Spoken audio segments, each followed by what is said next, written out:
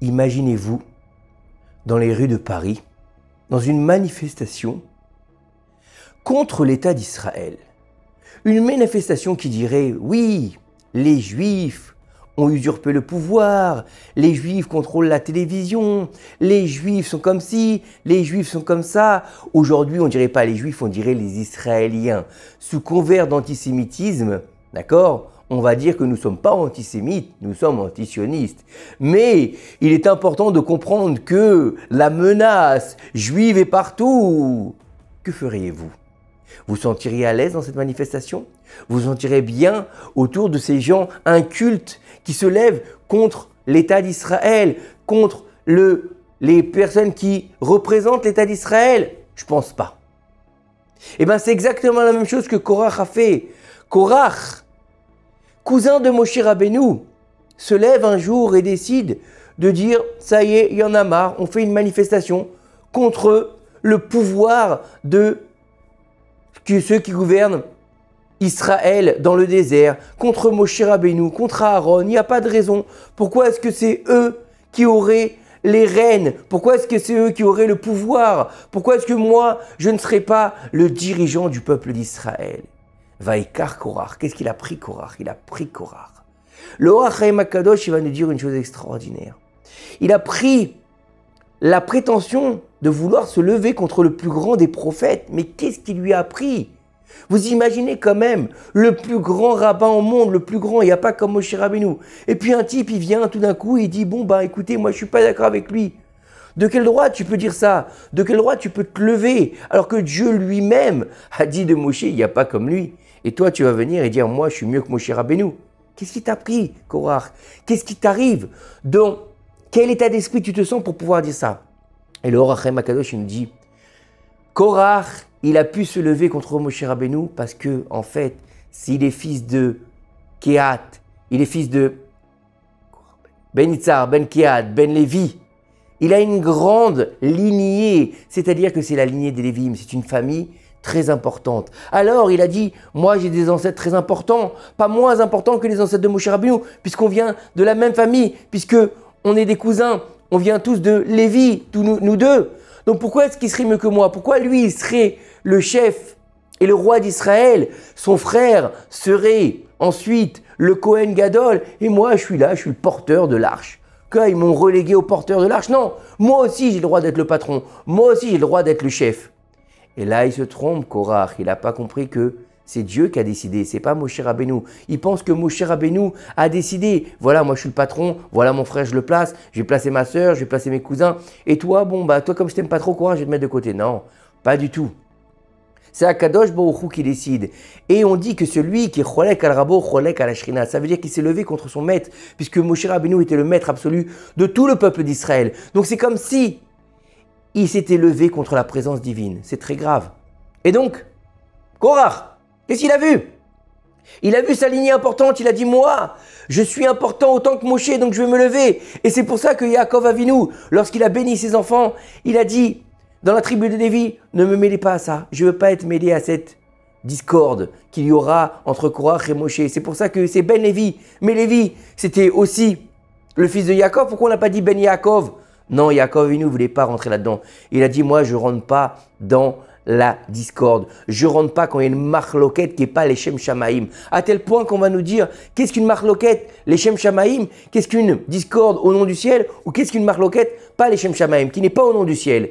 Et là, on va nous donner l'exemple dans Pirkei Avot, on va nous dire, celle qui est au nom du ciel, c'est Hillel et Shammai. Hillel et Shammai, ils étaient tout le temps en train de se disputer, tout le temps en train de ne pas être d'accord, tout le temps en train de chercher les uns les autres. Mais c'est parce que c'était au nom du ciel. Ils voulaient trouver la vérité. Ils voulaient savoir laquelle halakha allait sortir exactement. Est-ce que c'est Bet Hillel ou Bet Shammai? Est-ce que c'est moi qui ai raison ou est-ce que toi qui as raison? Est-ce que la Torah, elle va évoluer grâce à notre différent ou pas? Est-ce qu'on va essayer de trouver le émettre dans notre différent ou on va juste essayer de dire ce que nous on pense? Et bien chez Hillel et Shammai, c'était pour trouver la vérité, c'était pour sortir la vérité et pour la diffuser au monde. Alors que quand on parle de Korach, on dit là le différent entre Korach et ses partisans. C'est pas entre Korach et Moshe, alors que c'est un différent entre Korach et Moshe.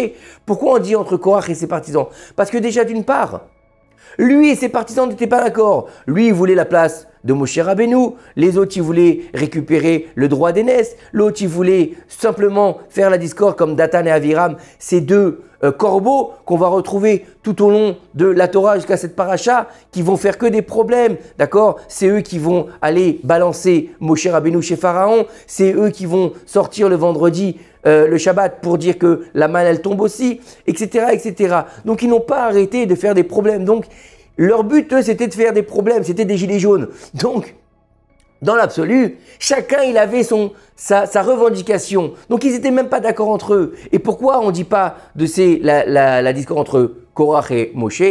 Parce que Moshe Rabbeinu n'a même pas pris part à cette discorde. Moshe Rabbeinu, il a dit, soyez gentils, laissez tomber, arrêtez-vous. Il leur a dit, ça va vous coûter cher. Non, ils n'ont pas voulu comprendre. Moshe s'est prosterné face contre terre quand ils l'ont accusé. Et Moshe, cette fois-là, on le voit que d'habitude, il demande la miséricorde. Cette fois-ci, il a dit quoi? Venez demain, on va faire un essai, on va voir qui c'est qui a raison. Moshe Rabbeinu, là, il est dans le dîn. Pourquoi il est dans le dîn? Pourquoi est-ce que Dathan et Aviram, jusqu'à maintenant, ils n'ont pas arrêté de faire des saletés? Ils n'ont pas arrêté de se lever contre Moshe, ils n'ont pas été punis. Pourquoi Korach, maintenant, il est puni?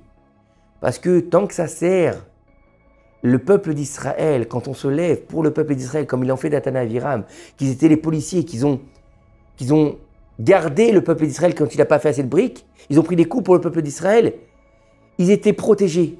Akadosh Baruch Hu les protégeait parce qu'ils parlaient que pour le peuple d'Israël. Même si ce n'était pas forcément très clair, très bien, et qu'ils s'en prenaient à Moshe Rabbeinu, ce n'était pas très grave parce que il parlait au nom du peuple d'Israël. Mais maintenant qu'il ne parle plus au nom d'Israël, maintenant que chacun revendique des choses pour sa propre personne, son propre confort, sa propre petitesse, alors là, Akadosh Baruch Hu, il dit Moshe, regarde, là, c'est plus pour le clan d'Israël, c'est pour eux. Alors Moshe Rabbeinu, il comprend que c'est plus pour défendre le peuple d'Israël. Korach, il défend ses intérêts. Korach, il veut être le patron. Dathan et Aviram, ils veulent faire juste le balagan pour qu'il y ait la discorde dans le peuple d'Israël. Il y en a un qui va être sauvé, c'est On Ben Peled, grâce à sa femme. Elle va être intelligente. Les hommes de la tribu de Reuven, ils veulent juste récupérer le droit d'aînesse qu'ils ont perdu lors de la Chet HaEgel. Alors, qu'est-ce qui va se passer? Alors là, Moshe dit, vous servez vos intérêts, vous ne servez plus les intérêts du peuple. Il n'y a pas de miséricorde pour vous. Demain, ça va sonner le glas. Donc on voit que quelque part, il faut comprendre que lorsqu'on sert les intérêts du peuple d'Israël, même si on est dans la marloquette, eh ben on peut. Parce que c'est une marloquette pour le peuple d'Israël. Si on se bat avec ses convictions, des fois on a tort, c'est vrai. Mais quand on le fait pour le peuple d'Israël, et on est sûr que c'est pour le peuple d'Israël, on ne parle pas chas v'shalom des gens qui disent il faut annuler la Torah, il faut enlever la Torah, parce que ça, c'est pas pour le peuple d'Israël, parce que la Torah et le Ham Israël, ils sont soudés les uns avec les autres, avec Akadosh Baruch Hu. Mais lorsqu'on est sûr et qu'on veut absolument défendre les intérêts du peuple, même si quelque part on fait une erreur, c'est pas grave. Pourquoi?